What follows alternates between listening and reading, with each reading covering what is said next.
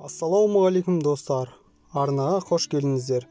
Бүгін сіздер 12-11 көлемді үйдің сызбасымен танысатын боласыздар. Видеоны бастамас бұрын арнаға тіркеліп, лайк басып, комментария жаза отырыңыздар. Ал ендеше бастайық. Бірінші бізде кіреберіс.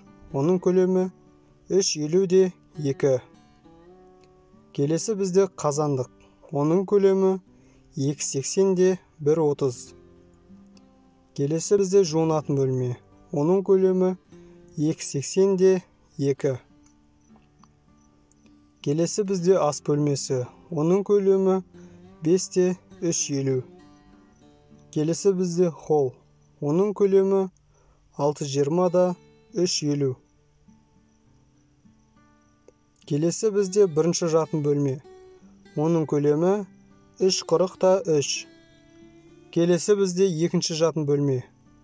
Оның да көлемі 3,40 3. Және бізде соңғысы зал. Оның көлемі 7,30 3,50.